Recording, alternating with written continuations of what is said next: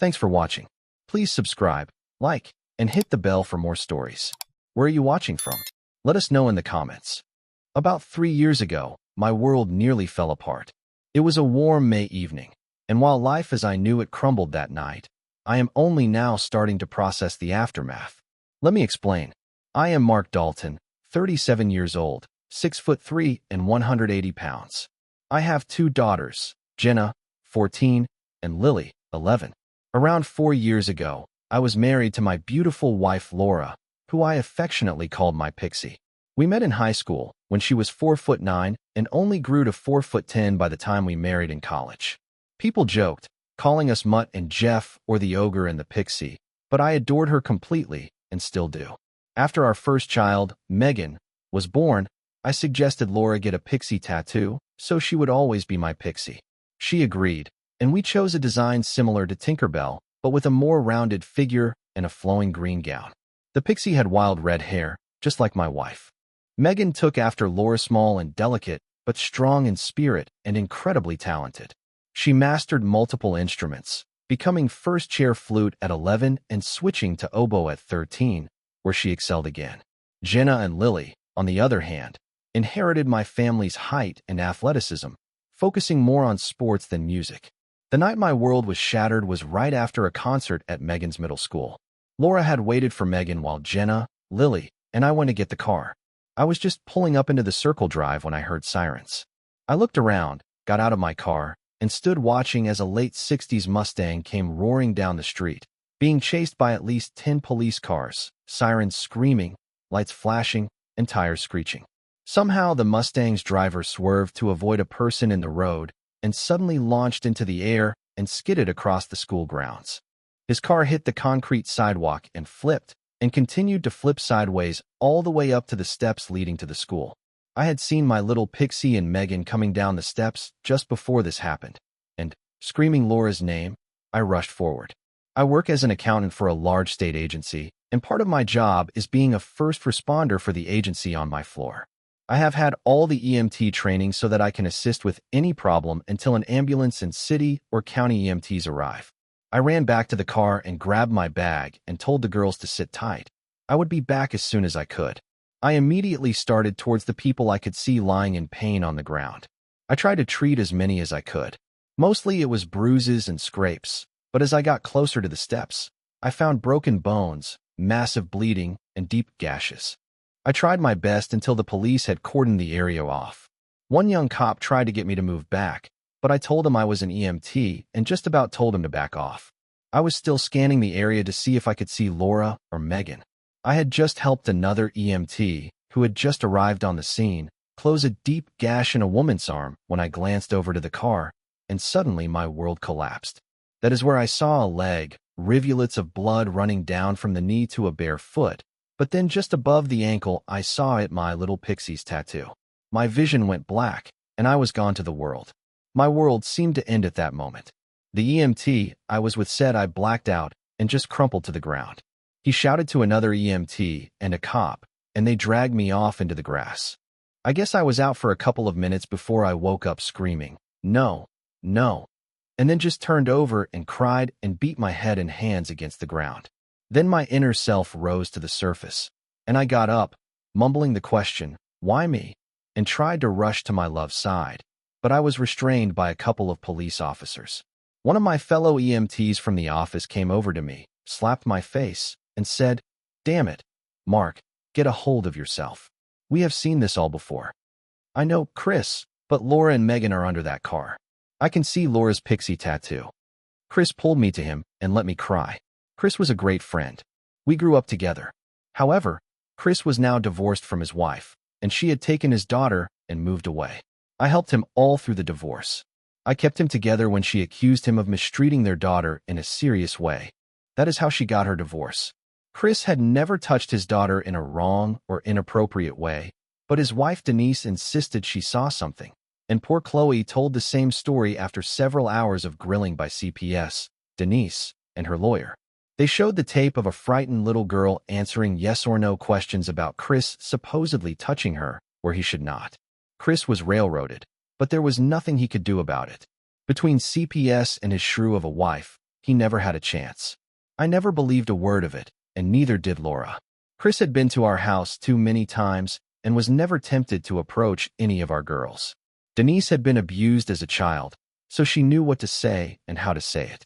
I am sure she coached poor Chloe until she broke down and said whatever they wanted her to say. You could almost hear Denise in the background, telling her that she had a bad daddy and she must say what they wanted to hear. Chris's lawyer tried to have the tape analyzed to bring up the background voices, but the judge would not allow it. And Denise's lawyer tried to suppress any idea that the child was coerced. Chris was labeled as some kind of danger to children by the lawyer and would be branded for life. It was very odd, though, that he was never charged with any child abuse crime. It was also odd they never made him register as anything. I think the reason is because the judge finally saw through the veiled attempt by Denise to try anything in order to get a divorce. Chris's family was loaded, and so was Chris now that his trust money was available to him. He had inherited just over $6.5 million from his grandparents when he turned 31. Shortly after that, Denise filed for divorce on the grounds that Chris was unfaithful. That was proved false, and that is when she came up with the accusation involving their daughter. I think before the trial was over, the judge and lawyers understood that Denise just wanted Chris money and nothing else. Before a year was up, Chris gained custody of Chloe on the grounds of abandonment. Her mother dumped her with her parents within a month of the divorce being final, took off for parts unknown, and was never seen or heard of again. Anyway, to get back to my shattered life, Chris led me away to our car where I had to tell my girls that their mother and sister were gone to heaven to be with the angels. They were devastated, to say the least. We all three sat in that car and cried for what seemed like hours, but was probably only about 30 minutes. Chris came back after things were being cleared up. The police found the teenage driver of the Mustang stuck in the car seat, the seat belt wrapped around his neck, dead from strangulation. He was a low-life troublemaker whose family had no money and no insurance, so justice was never properly served, although in a way it was. Vehicular manslaughter in Texas carried a 2 to 20-year sentence, depending on the circumstances. Most would agree that this would carry a sentence of about 8 to 10 years or more, but it could also be argued that the sentence should be for each count. In this case, it was 34 counts of vehicular manslaughter for an average of 272 years or life. With good behavior, he might have gotten out after 136 years. But he had it easy. Instead, he died at the scene. The other lives he shattered had to carry on. Mine did, after a fashion. I did not drink much beer now and then, maybe some eggnog or Irish whiskey at Christmas time, but nothing other than that. Still, I did follow the typical path of most people who lose loved ones. I sank into a deep depression. I went through life in a daze. I went to work, came home, fixed meals for my daughters, then went to bed and cried myself to sleep when I could sleep. Chris forced me to go to my doctor and even went so far as to go with me for moral support. I was given some pills to take the edge off, but I still was a zombie most of the time. Chris and Chloe, now 12, like Lily, became our whole lives. The kids had school, and I had them. After a couple of years of my mourning and depression, Chris took me by the arms and shook me until I finally looked into his eyes. Chris was about 5'10", 160 pounds, and handsome. When I looked into his eyes, I saw worry and concern. He said, "Mark, you and Laura were there for me when I needed you the most. Now I am going to be here for you. You have 2 lovely daughters that love you like there is no tomorrow. You have got to get out of this rut of a depressed life and start living again. I know Laura would be beating you about the head and shoulders with the bloody stump of your arm if she were here right now, and you know it. She was one very tough lady and the very best wife a man could ever have. But you still have 2 little girls that are hurting too. They lost their mother and sister. Now do not let them lose their daddy too." Something inside of me snapped right then, and suddenly I knew that what I was doing was slowly killing my girls. My angels were looking up to me to carry on, and I was shirking my duty as a father. During that first year after the night that destroyed my life, I could not count the number of nights the 3 of us would cuddle up on the couch or my recliner and cry ourselves to sleep. It even happened in my big bed too. I would start out alone in bed. Then there was an angel on each side of me, hugging me. It was just the start of summer vacation and the girls were out of school, so the very next day I went into my boss and said, "I need 2 weeks vacation and I would like to start tomorrow. I can let Kevin and Gloria know what needs to be done, and they can handle my workload for right now. I may need a couple of extra days. It all depends on how things work out. I explained how I had been neglecting to heal myself after my tragedy and that the girls were starting to slip into depression too. Bob, my boss, agreed with me and said, "Mark, take what time you need, and you know you can take family leave for up to 12 weeks if needed. I know you never took a day off except that first week to arrange the funeral and everything. You have worked every day since then. You need to go rest, recuperate, and become a family again. Let me know how things are going, and I will make sure you have a job when you get back, and we will not save all of your work for you until you return," he said jokingly. I knew things would run smoothly while I was gone. I supervised 12 people, and all of them were very good. I had trained them myself, and they were loyal to me. That was a rare occurrence in a state agency, but we did it. That afternoon, I went down to HR and asked about family leave. If I applied for it, met certain requirements, and it was granted, I could take as little as 2 to 3 hours, the whole 12 weeks, or any amount up to the 12 weeks within a year. I applied for it, and it was granted on the spot. Everyone knew who I was and what I had gone through. In fact, the HR representative I was talking to was a lady by the name of Paula Jennings, who lost her husband and son in the tragedy that night. She had stopped by the restroom after the concert and came out after the crash. She said she had to take about 7 weeks right afterward to be able to get her head together. She thought it was about time I finally came out of my depression and fog. In parting, she said, "Now the healing can begin. Take the girls to Disney World or someplace special. Have fun. Forget the here and now and just have fun for a while and become a family again." I know it really helped me. She had just married Rob Jenkins a little over a month ago. Rob had lost his wife and little boy too. Rumor had it that Paula was pregnant with Rob's child, which is why the sudden marriage. I really wished them the very best of luck. I went home that evening and asked the kids where they would most want to go on a vacation. I got the standard answer when asking a child where they want to go: Disney World. I called Chris, who now owned a car dealership and could leave any time he wanted. I suggested he and I take the girls to Disney World. I was taking some much-needed time off, and I thought he might like to join us. Chris said, "No problem, Mark. I will make all the arrangements. When do you want to leave?" "As soon as you can get the reservations and airline tickets. I think we all need some time to relax and have some fun. Chris, you do know you do not have to treat us, but I really appreciate it. Hey, what good is money if you cannot help out your best friend now and again? Thanks, Mark. I think this is just what we need to become a real family again. I know I am going to try to get over my loss of my Pixie and my Angel, and I know the girls need to get on with their lives too. It is about time, Mark. Now let me go so I can make some calls. Bye and thanks again. You are a great friend." Chris called back about an hour later. "It is all set up, buddy boy. We leave for the airport in a limo at 10 in the morning. We fly out of DFW at 2, and we will be in Florida before you know it. We have a condo, well, like a real large suite one with 4 bedrooms, a sitting room, and a kitchen. We are about 100 yards from the monorail station at the resort. Then it is ride the rail to the park. I have us booked for 3 weeks. Is that going to be okay? I mean, we can stay longer if we need to, but I thought 3 weeks should be enough. Also, during that time, I need to talk to you about an opportunity you might be interested in. So, are the girls excited?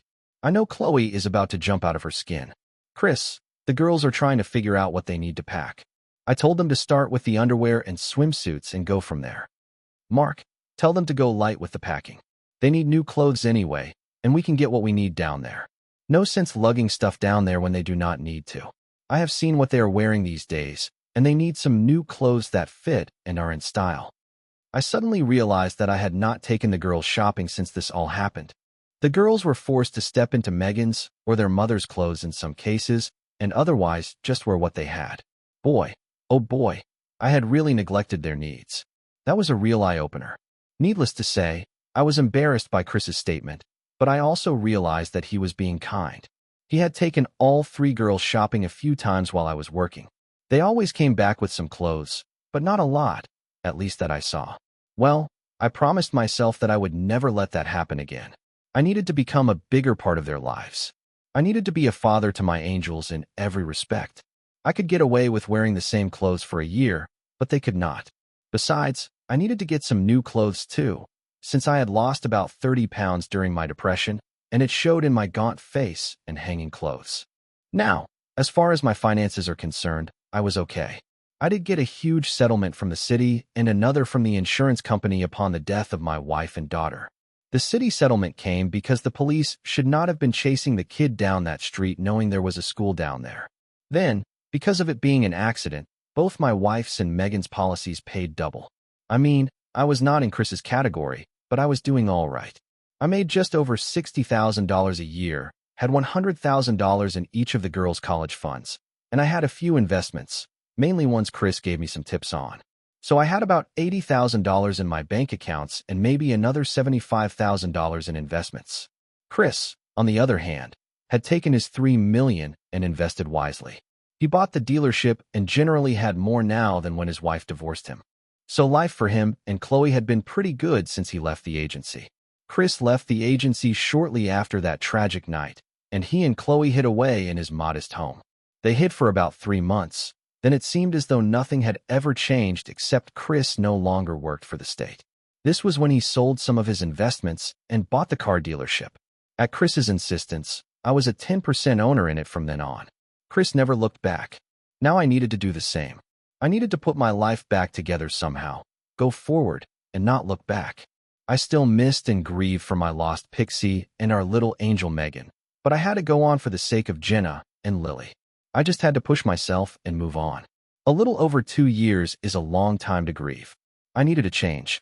Wait, Chris said something about a new opportunity for me. I wondered what that was all about. I guessed I would have to wait until Chris was ready to tell me. Meanwhile, I needed to get packed too. I broke from my reverie and went into action. First, I let the girls know that we would be going on a shopping spree when we got to Florida. Then I went to pack a few things for me too. I tried on my swimsuit, and it fell right back down my legs. Wow, I needed help. I dressed again and thrilled the girls by ordering pizza for supper that night. We sat around the kitchen table just like always for about the last 2 years or so, but tonight there was joy and laughter in the house. After supper, we sat down and I had them give me a list of all the things they wanted to do while in Florida. We listed the resort and the theme parks. Then Jenna said, Tessa told me about some place in Orlando where you eat with your fingers, and they have knights and sword fights, a king and queen, and all kinds of really old stuff. Can we go there? Tessa said the place looks like a castle from the outside. Can we go there, please, Daddy? Now Lily started in begging too, so I held up my hand and said, that sounds like a really fun evening. If I can find it, we will go. In fact, we all will go, even Chris and Chloe. I got a chorus of, thanks, Dad, from them all. All too soon it was bedtime, and I sent the girls back to their bedrooms and told them to take a shower and get really clean since we would be doing a lot of sitting and moving around all day. I took my own advice and went for a long shower. It seemed as though I was washing the depression and my sadness down the drain. The longer I let the hot water splash on my body, the lighter I seemed. Finally, the water turned cold, and I quickly turned it off and dried off. I put some old cotton shorts on and went back out to the living room. I made sure the house was locked up and the dishes put away, then walked back to Jenna's bedroom. It used to be Megan's room before, but since it was empty, I moved Jenna into it and left Lily in the room she had shared with her sister. Well, that did not happen until after about a year. I did have a friend come in and paint the room a new color and bought all new furniture and gave the old stuff to Goodwill. Jenna was not sure about it being her room, but she made it her own before long. Lily was tickled pink when she got a room all to herself. Her room also got a makeover paint job, but she wanted the big bed she and her sister had slept in. I knocked on Jenna's door, and she said to come in.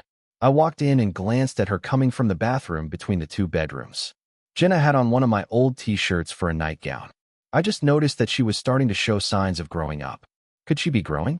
Wow, I had really missed some changes around here. I hugged Jenna and tucked her in, then sat on the side of the bed. Jenna, honey, I have to ask if you have been told about the changes in your body that seem to be appearing. I mean, do you know about menstruation and all that girl stuff that should be coming along any day now? Jenna sat up, hugged me around the neck, and said, Daddy, that is girl stuff, and Mommy told me some of it, and Aaron told me some more too. But why do I have to bleed every month? I mean, why do I have to do that? I tried to explain what I knew. Well, I really knew most of it, but I tried to settle these questions and talk to her in a straightforward manner. I gave her the facts and tried to leave any emotion out of it, except to let her know I would always be there for her. Thanks, Daddy. I think I can figure out the rest. But can I ask you a question? Sure. Honey, you can ask me anything. Tessa is bigger than I am. Will I grow bigger, or will I be small like Mommy and Megan? Honey, that is a hard question to answer. First, I do not know how big Aaron is. But remember, you and your sister kind of take after my side of the family. We are tall and thin, and if I remember right, your grandma Dalton was taller than your mother. So I would say that you will grow up much more than you are right now. You just have to give it some time. It takes time for some girls to become young ladies, some longer than others, but it will happen. I hope that answers your question. Yes, Daddy. As I started to get up and turn away, I heard something, so I turned back to her and said, "What did you say, Jenna?" I asked if you thought I was pretty. You know, pretty like Mommy. Baby, I think you are one of the most beautiful girls I know. Between you and Lily, I am not sure who is prettiest. I just know I am so proud of you girls, and I am so proud how beautiful you both are. Thank you, Daddy. I leaned down to kiss her on the forehead, like I always do. She said, "I love you, Daddy. Good night." I turned out her bedside lamp and went to the door. The light from the hallway framed her face, and I swear there was a very satisfied smile on her face. It made me wonder what was happening with my little angel girl. Was she growing up? Why had she approached me in that manner? Am I missing something here? Only time would tell. Now on to tuck Lily in. I tapped lightly on Lily's door, hoping that she had already gone to sleep. No such luck. I heard, "Come in, Daddy. I am ready for my turn to get tucked in." I went over to the bed, and Lily was on top of the folded-over sheet and light blanket. Lily, too, wore one of my old t-shirts for a nightgown. This one, however, had seen much better days. It had holes and was getting a little threadbare as well. She sat up and hugged me and kissed me on the cheek. She then lay back and moved her legs under the top sheet and light blanket. I guess I just had to realize that my little girls were growing into young women. She then asked me, "Daddy, am I pretty? Tyler Brooks at school says that I am too tall to be pretty." Well, you can tell Mr. Tyler Brooks that tall girls are always pretty and graceful too. Now where did that graceful part come from? Was I having a nervous breakdown before I even got a chance to relax? What was happening to me? Thank you, Daddy. Do you think I look grown up? I am almost as tall as Mommy was, and I know you said she was really confident and beautiful. Whoa there. Where did that bit of information come from? Lily, honey, you are my daughter, and that kind of word is not something I would ever use about a daughter of mine. But to answer your question, I think that you and Jenna are two of the prettiest young ladies I know, Chloe being a third one. But looking grown up, I think you are all still too young yet to worry about that. But someday soon you will grow into that kind of look most young girls and women have. Now go to sleep. We have a really big day ahead of us tomorrow. I leaned down and kissed Lily on the forehead, pulled her covers up, and said, "Good night, sweetheart. I will see you in the morning." "Good night, Daddy. I love you." "And I love you too." I turned out her light and went to the door as I turned to close it. It had been a very different evening for me. I went to my room, shucked my shorts, crawled into bed, and lay there thinking, my God, it has been just over 2 years since I put my life on hold, and look what it has done to us. My girls are growing into women, and I have not even noticed. Both girls are now about 5 feet tall and have started to lose that straight up and down body. It reminded me of the old joke, she was a perfect 36, you know, December 12th, 12. Well, my girls would not even come close to that. They were more like 28-26-28. Why am I thinking like this? This is all wrong. Maybe I need to meet a nice lady so I can get back out into the dating world and quit thinking such thoughts about my precious angels. I think I will talk to Chris about that. He always has some nice women hanging around him. I finally fell asleep that night, and the alarm jarred me awake early the next morning. I had forgotten to turn it off the night before. I may have had too much on my mind to remember. I was not going to work for a while.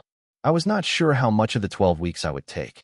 I first called Bob's number at work and left a message that I would be gone for 3 weeks minimum, but I could be reached by cell phone if necessary. Then I got up, showered again, got dressed, then knocked on the girls' doors before I started on breakfast for us. By the time breakfast was ready, the girls were out at the table, dressed in shorts, fancy shirts, and sneakers. They could hardly contain their excitement and were talking nonstop about all the things they wanted to see. After eating, I had the girls get their suitcases as I grabbed my bag and brought them all by the front door, where we waited on pins and needles until I heard the limo horn honk. I looked around and made sure everything was off. I had already set the thermostat to hold at 80 degrees and locked all the windows and outside doors. I put the bags on the porch, and the limo driver took them and put them in the trunk. I locked the front door from inside, turned the deadbolt, went out to the laundry room to set the house alarm, and went out the garage door. I shut the door from the remote keypad and ran down to the limo at the curb. As I climbed in, I saw Chris and Chloe already in their seats. I sat back and said, "Well, here we go on an adventure. The first of many, I hope." "Right on, Mark. I hope there are more adventures for us. We need to be more a family of 5 than 2 separate families. We were so close once. I would like to see that happen again, would you not?" "Yeah, Chris, I think I would like that a lot. What do you say, girls? Shall we be just one big family?" All 3 girls happily said yes. The girls saw each other in school all the time. In fact, I think Lily and Chloe had several classes together. Chris said, "Buddy, we need to talk about a future for you and your girls. Now is not the time, but once we can unwind, we need to have some long talks. I think it will be to your advantage. But no more serious talk, it is time for some fun in the sun."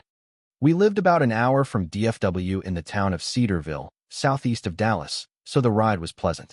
We arrived, checked in, and went through the inevitable body scan and pat-down by the Transportation Security Administration, commonly known as the TSA. Chris and I requested that the girls be body scanned to save them the embarrassment of a pat-down, and we received the standard pat-down. I secretly videoed the pat-downs of Chris, and he did the same for mine. I also videoed the body scan of the girls. Some TSA agent came around the computer screen when Jenna went through the machine and had her backed up against the wall and patted her down rather briskly, then slapped Jenna in the lower abdomen, causing some pain on her face. Jenna suddenly screamed, and I saw blood seeping into her shorts. It seemed she had a hot spot in her abdomen on the screen, and it was an accumulation of blood as her period had just started due to the hard slap to her lower region. Jenna screamed, and I rushed to her aid when I was physically restrained by 2 burly cops. I tried to find out what was wrong, and everyone could see Jenna was bleeding. I tried to comfort her, but was restrained. Suddenly, there were several cops and a Texas Ranger on the scene. I tried to explain that I thought my daughter had just started her first period and she needed help. The Texas Ranger, Ranger Kyle Baxter, stepped in and calmed everyone down. "First, I need you," pointing to the TSA agent, "to take this young lady to a restroom and get her cleaned up. Second, sir," pointing to me, "what is your name and the name of your daughter?" "I am Mark Dalton, and that is Jenna Dalton, and she is 14. This is her first period, and I am not sure I want that woman touching my little girl. But what do you need me to do, sir?" "Mr. Dalton, I need you to go over to that store down there and purchase some new clothes for your daughter and some feminine products for your trip. Can you do that for me?" "Of course, sir." I quickly walked over to the store and searched for a couple sets of shorts and some panties. They had no feminine products, but the clerk told me that a store down the concourse did have some. I hurried to the new store and purchased some tampons, as that was all they had. I rushed back with the items in 2 bags and found the ranger and a DFW officer standing by the women's restroom door. He knocked, and when it was answered, he gave my purchases to the TSA agent that had caused this entire ruckus. I then asked the ranger if he thought I had grounds for a suit for reckless child endangerment, physical abuse, and assault and battery, as well as false accusation and mental anguish. He asked what proof we had, and I let him know everything was recorded on both Chris's and my cell phones. He said to email all evidence to his email address, and it would not hurt to email it to ourselves as well. Chris and I did this, and another ranger came up to us with a large plastic bag that I recognized as an evidence bag. Yeah, I watch cop shows too. This ranger was a woman, and she went into the restroom and then came back out and asked for both my cell phone and Chris's as well. She returned a little while later and handed our phones back and had my daughter's bloody shorts and panties in the evidence bag. She wrote the time, date, and names of the persons involved on it. She then left, and Ranger Baxter said to please send the pictures that Ranger Avery Cole took to his and our email accounts. "Mr. Baxter, could you recommend someone locally that we could retain to pursue this matter for us? We were headed for Disney World to try to cheer up our family after some tragedies in our lives. I explained about my losing my wife and daughter about 3 years ago, and that this was the first time we felt almost normal since then, and now with this whole mess, I was not sure what we should do now. Mr. Dalton, Mark, I have your email address now, so expect to be contacted by a couple of friends of mine, probably tomorrow sometime. I am sure that they may be able to help you along with this mess and make things a little easier for your family. I am also truly sorry for your loss. I can understand completely your problem. I lost my wife to cancer just 6 months ago. She was diagnosed and gone 3 weeks later. I am still trying to cope. However, I was lucky, I guess no small children. My son and daughter have children of their own now, but the nights are the hardest. Ranger Baxter, please accept my sympathy for your loss. I think there is a group that was formed down in Cedarville by all the people who lost their children and/or spouses. I never had the desire or time to join the group, but I may now. If you want, I am sure you would be welcomed with open arms. I think the person to talk to would be Paula Jennings. I believe she started this group. I have her number if you want it. That is very kind of you, Mr. Dalton. I think I would like that number. I gave him Paula's work number, and then my angel Jenna came out of the restroom and my world fell apart again. She had on the new clothes, but her eyes were very red and her cheeks were splotchy with a combination of crying and embarrassment. I knelt down, and she ran to my arms and cried again. Daddy, she hurt me again when she shoved that thing into me to catch all my blood. I do not like her, Daddy. Make her go away, please. I glared at the TSA agent, and Ranger Baxter, who had overheard our conversation, took the woman aside and started talking very low. I could tell that the agent was getting very scared, and she started shaking. She did not cry, but she was on the verge of tears. When Ranger Baxter walked away from her, she approached us and bent down to be on our level. Mr. Dalton, Jenna, I want to apologize to you both. I was a fool and frustrated with this job. I guess I let what little authority I have go to my head, and I overstepped my authority, and I seem to have left common sense behind me today. I do hope you will take this into consideration when you think this through later. She then got up and walked back to her station. She almost seemed genuine, but I saw something in her eyes that told me she was lying. I think she was only trying to save her job. Jenna and I gathered Chris, Chloe, and Lily, and we went to the VIP lounge, where Chris gave the attendant who checked us in our tickets and boarding passes. She checked us in and gave everything back to us, and said she would call us when our flight was ready. She also said that a cart would be available to take us to our gate. Chloe, Lily, and Chris got some drinks and sat off to one side of us, but Jenna clung to me. There was not a couch to sit at that was empty, so we sat in a big, overstuffed chair. Jenna sat on my lap and buried her head into my chest and wrapped her arms around my neck. A little while later, as Jenna was finally calming down some, we were paged that our transportation was now ready, and they hoped we had a good flight. We boarded the extended golf cart with the airline's logo on the front and were whisked to our gate. We got off and were checked in and allowed to board the plane as some of the first passengers. One of the first-class flight attendants asked if either Chloe or Lily would like to sit up front with her, as there were only 2 seats on each side of the aisle. Lily said she would love to, and we were all in the second row of seats anyway. I called the attendant over and asked if she had anything like an aspirin or Motrin, and if she did, could we have one? I explained that my daughter had just started her first period and that it was forced on her by the overzealous TSA. Oh, Mr. Dalton, I heard about that TSA agent and what she did today. Of course I will keep an eye on your daughter, and I have just the thing. She came back with a pill and some Sprite in a glass and gave them to Jenna. Honey, this will help with the cramps and may make you a little sleepy, but it will do you a world of good. That is the girl, or should I say young lady? I think you now qualify. Let me know if you need anything. She winked at me and went off to do her other duties. Jenna still clung to me, but she did sleep for about an hour. About 40 minutes later, she tugged on my arm and whispered, Daddy, I feel like I am leaking again. Can you call that nice lady to help me again? I pushed the button, and our new friend, the attendant S. Howard, came over. I asked if she could help Jenna out. Of course, honey. Come on, sweetie, we can get you fixed up in no time. They left, and the two of them went into a different door marked crew only. I wondered what that was all about. Then, about 3 minutes later, here came Ms. Howard. Mr. Dalton, do you have a digital camera with you right now? I noticed some severe bruising developing on your daughter's lower body. I think that you need to have some evidence of the abuse that TSA agent did to your daughter. I only have my cell phone, Ms. Howard, but it also takes pictures or video. Will that work? Most certainly. I just hope I do not embarrass you or your daughter too much with what I need to do.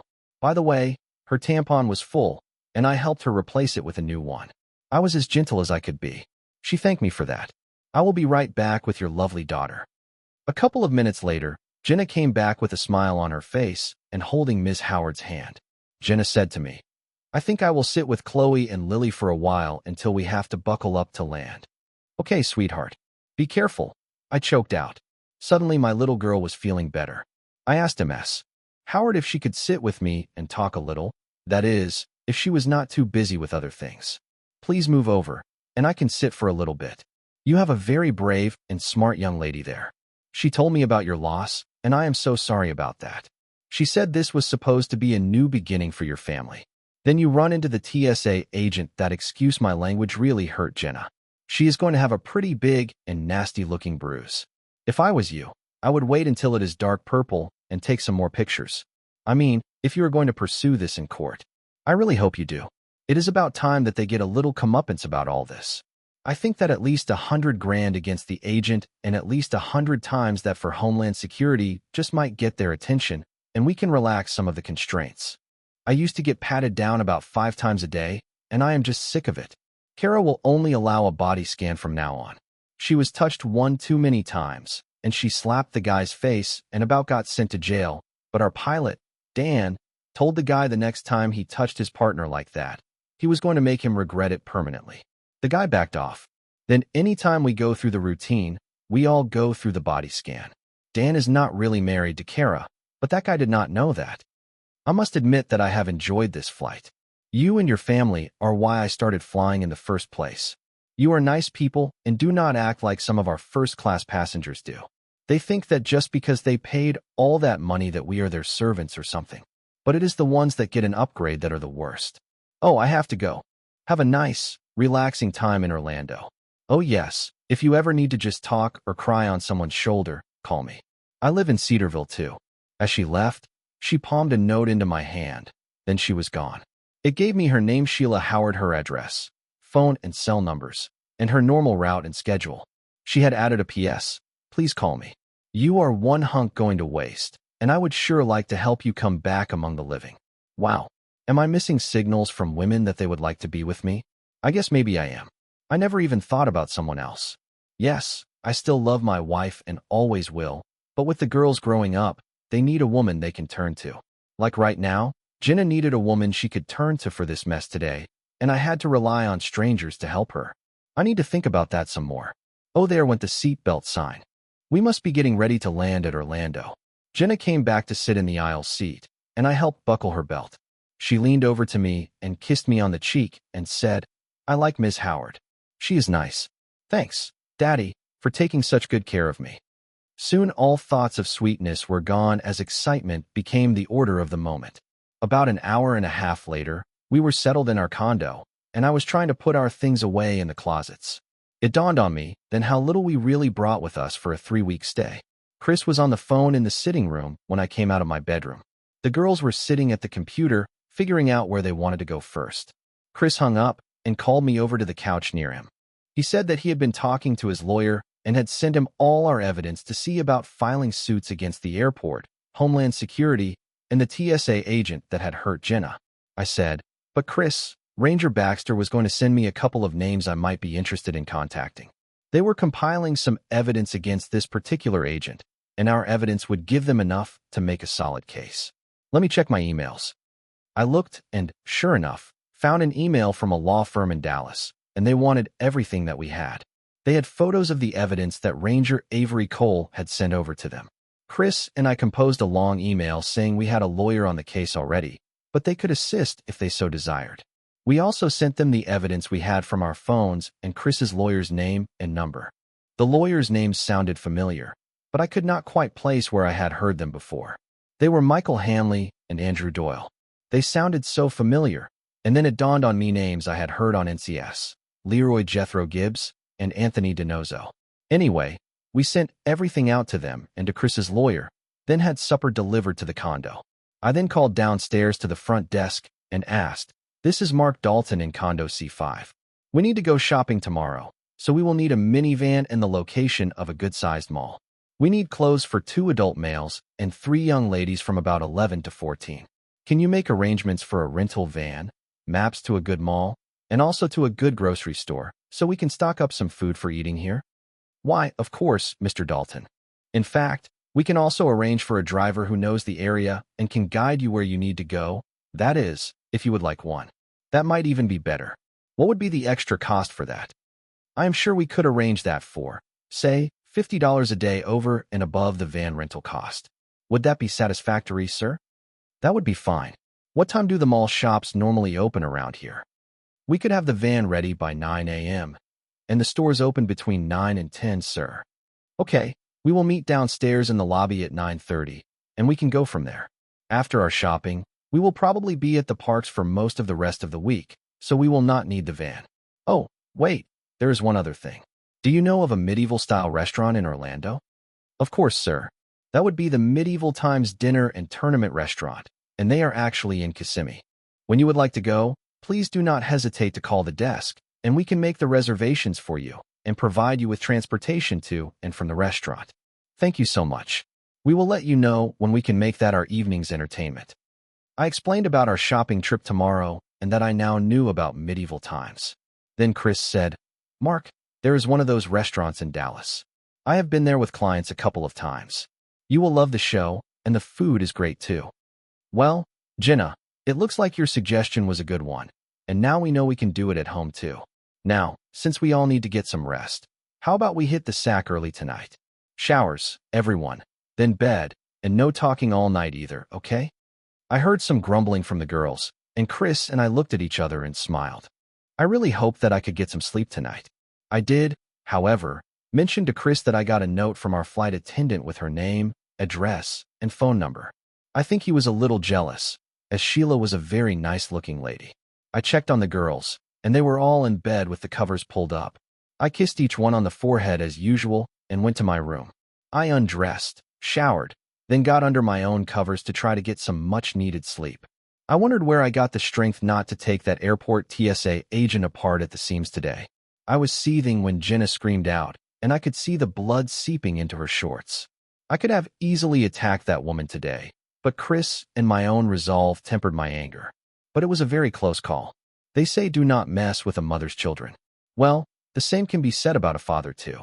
I think one of the tempering factors was that I knew if I did something drastic, I would be in jail and my precious little girls would be turned over to Child Protective Services and their deplorable system.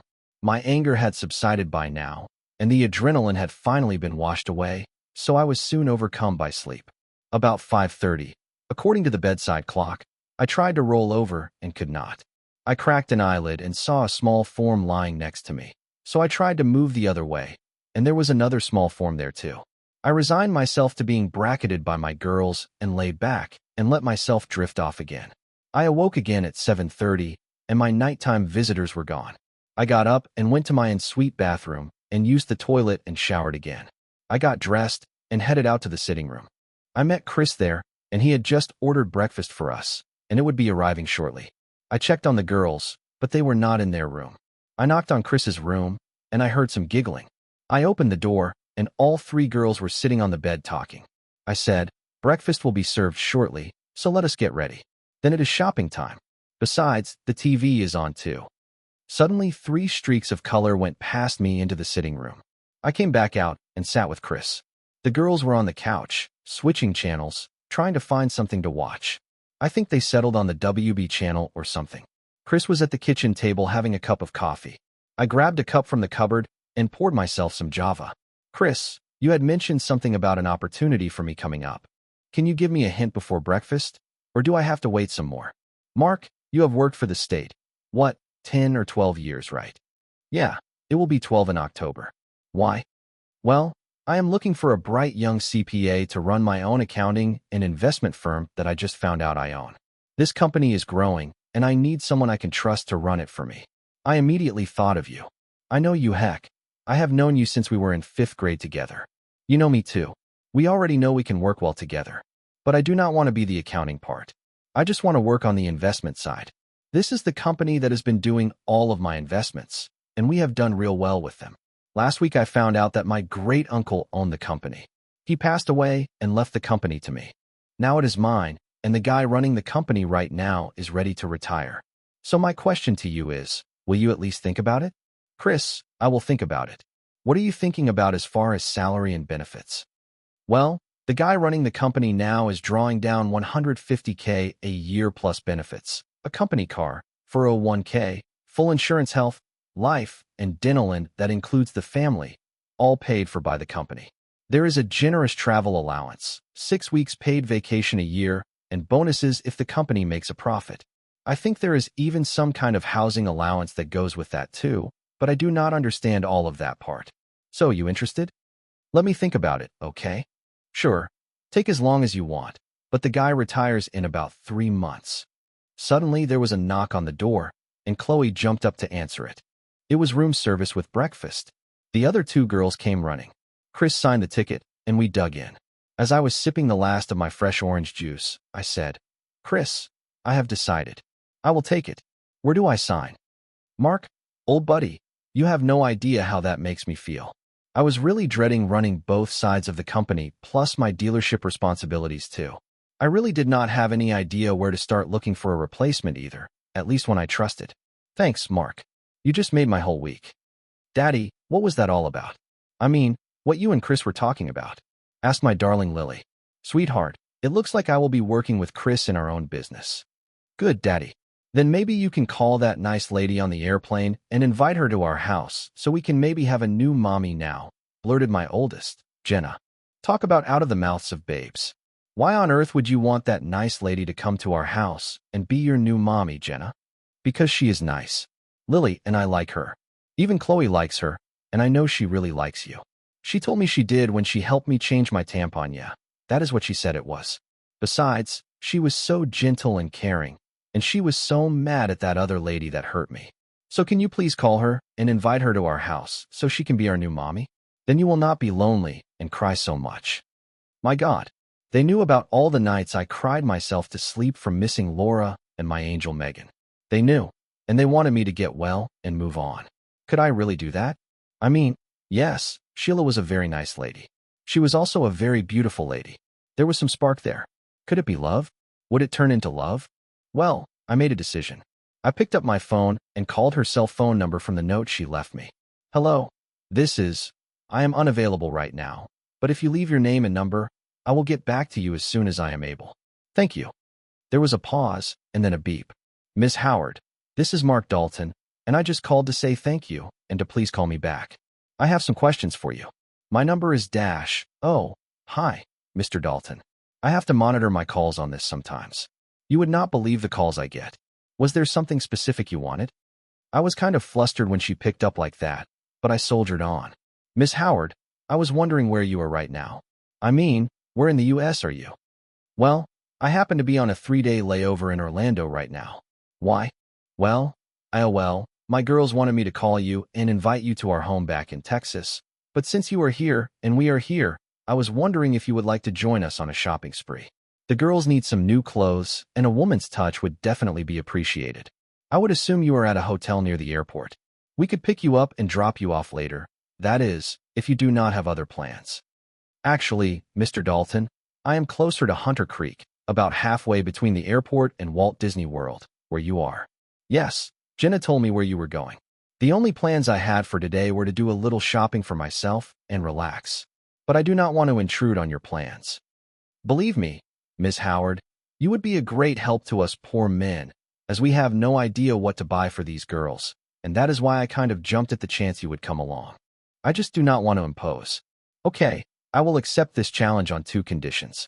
1, I am Sheila or Shell, not Miss Howard, at least for the rest of the day. And second, can I call you Mark? I am honored to be with you and your family today. Thank you for inviting me. Do you have a car big enough to fit all of us plus our purchases? Well, I had picked out a minivan, but I will change that to a full-sized one since we have a driver too. Let me write down your address, and I will get the van changed out. She read me her address, and I copied it down and read it back, so I knew I had it right. I was about to call the front desk, but Chris had beaten me to the punch. He hung up and said, "All set, buddy boy. When you decide to make a decision, you do not waste any time." Chris, I do not think I had any input into that part. I think this was all decided for me by other forces that I surely do not want to disappoint this time.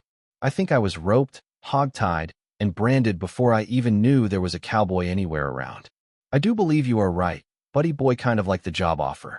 I knew you would accept, but you did have me wondering there for a while. Now we need to get ready to start shopping and go meet a pretty little lady. Once downstairs, we loaded up in a 9-passenger van and headed for Hunter Creek to pick up Ms. Sheila. God, this was all so fast. Am I doing something right, or is this wrong? Only time will tell. Once we arrived at her apartment, I walked up to the door and knocked. A beautiful blonde, half-dressed woman answered the door and yelled, "Shell, your hunk is here. Come on in, handsome. Shell, you better treat him right, or I am going to go after him myself." Sheila came out of a door I would assume was a bedroom, and she looked beautiful. She actually took my breath away. I stood and stared at this vision of loveliness. Sheila Howard was about 5'7", about 135 pounds, with nice curves. She was a redhead with fairly short, fiery red hair and the most beautiful emerald green eyes I ever saw. I could not believe it was the same woman I saw yesterday. Yesterday I saw a woman of roughly the same build with mousy brown hair and gray eyes. I finally stammered out, "Who are you, and what have you done to Ms. Howard?" She stepped in front of me and said, "I am Sheila Howard. What you saw yesterday was my flight attendant persona. I wear a mousy brown wig and gray contacts. I got tired of all the constant attention and decided to do something about it. We do not do long flights, so we can dress down and get away with it. The bosses know why we do it and do not say anything as long as we keep the complaints down. But what you see before you is the real me. Are you turned off by the way I look?" "Honey, he has not been anything but impressed since you opened that door," said her blonde roommate. "I think you have him completely distracted. Now, go make nice to his kids so they are not mad at you for surprising them and their father." I held my arm out, and she took it as we left her apartment. As we approached the van, the back doors opened, and the girls all stared. Chris had commandeered the front seat, and the girls had the last bench seat, so that left us the short seat behind the driver. I reintroduced Sheila to everyone, and we buckled up and headed out for a mall. Sheila explained to the children and Chris about her disguise as I just sat and stared. I mean, I could not get over it. Except for her size, Sheila looked very much like my Laura, the same shaped nose, same tilt of her head, even some of the same mannerisms. Sheila's eyes were a little greener, and her hair was a shade off as well, but it was like seeing a ghost. But this ghost was living and breathing and somehow had picked me to be near. I guess Chris said it first. "Sheila, you look so much like Mark's first wife, Laura." "Well, except that she was not quite 5 feet tall, and you are much taller, but your facial features and some of the ways you speak or move remind me so much of Laura. I think that is why the girls picked you even with your disguise. They saw something in you that reminded them of their mother. They told Mark to call you this morning and invite you to their home so you could be their new mommy. I kind of laughed about that this morning, but after seeing you as you really are, I can see why that may be in your future. Hey, I am not saying it has to be, but you do have to admit it sure is strange." We tabled that conversation for now and had Sheila lead us to go shopping for the girls first. We attacked the first mall we stopped at, and after nearly 3 hours, we had almost filled the rear cargo area with bags. Chris and I got swimsuits, and I got a couple of nice pairs of slacks and 3 button-up dress shirts. I had no idea what all the girls got. I gave Sheila my credit card and told her to keep it around $1,000 with a max of $1,500. When she showed me the receipts, they came to less than $800. How? My 2 slacks and 3 shirts were over $200 by themselves, and they all fit in one bag. There must have been 20 bags full of clothes. We stopped at another mall about 12 miles from the first one. Chris and I got some nice Hawaiian shirts and some shorts. I even got a pair of sandals. My purchases all went into one bag again. The girls came out to the car with the driver in tow, all with several bags of clothes. I asked, "Are we done yet?" Sheila said, "No, just one more place, but this is mainly for me. I need to go over to another mall about 3 miles away, but I can go by myself unless the girls want to go with me. You guys can stay in the van and watch all our stuff." I said, "Sure, no problem, but do not take too long. It is starting to get a little warm out here." We drove to the other mall, and all 4 ladies got out, and were back about 35 minutes later with 3 more bags. "Okay, we are all done for today. Home, James." Our driver, Raphael, headed back to our condo but asked, "Do I drop you off first, MS?" Howard. No. I think I can get a ride home later if I need one. Now, was that not cryptic? I wondered what she meant by that. Like they say, time will tell. We headed for a grocery store, and Chris and I shopped while the girls and Raphael sat in the van. We were in and out in about 25 minutes with 10 bags of groceries. We arrived home, well, our home for the next 3 weeks anyway, and started unloading. Raphael got a couple of carts for us, and we loaded them up and headed for the elevator. Once upstairs in our condo, the women disappeared. Chris took his purchases to his room, and I took mine to my room. We were both called out of our rooms to sit on the couch, as there was to be a fashion show shortly. Chris and I sat where we were told, and a beer was suddenly thrust into our hands, cold ones too. We sat back and wondered what was in store for us. My girl's door opened, and Chloe paraded out in a very nice sundress and sandals. She twirled around, showing quite a bit of leg, then went to stand by her father's room. Jenna came out next in much the same dress, but a different color, one that complemented her hair, and wearing sandals.